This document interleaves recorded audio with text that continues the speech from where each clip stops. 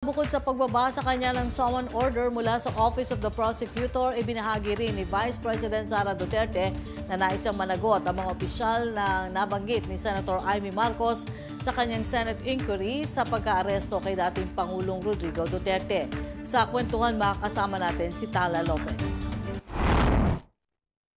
Hindi nakalimutang pasalamatan ni Vice President Sara Duterte ang kanyang political BFF na si Senator Amy Marcos dahil sa ginawa nitong investigasyon sa umunoy tinagurian nilang iligal na pag-aresto sa kanyang ama na si dating Pangulong Rodrigo Duterte.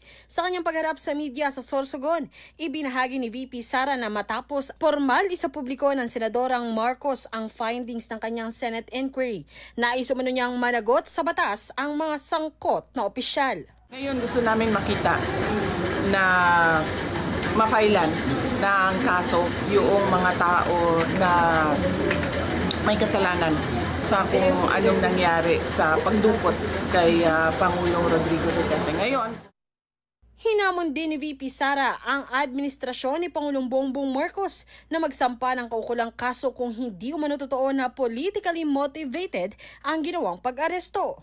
Ngayon, kung sasabihin ng administrasyon na hindi iyon nila ginawa at hindi iyon political ang pagkuha nila kay Pangulong Duterte, dapat nakikita natin na may mga kaso ang mga taong ito. Matatandaang nanindigan ang Pangulo na compliance lamang sa Interpol ang nangyaring pag-aresto noong Marso 11 at kailanman ay walang bahid dito ng politika. We have to recognize that, of course, it's natural for people to put lalagyan ng politika, kulay ng politika. Pero sinundan lang natin yung ICC, yung Interpol. Wala tayong, hindi natin kinakausap yung ICC. Marami silang hinihingi sa atin ng mga dokumento, wala kaming binigay. Yun lamang, hindi natin mahindian ang Interpol. Pag sinabi sa atin, tulungan nyo kami, kailangan namin kunin itong taong ito.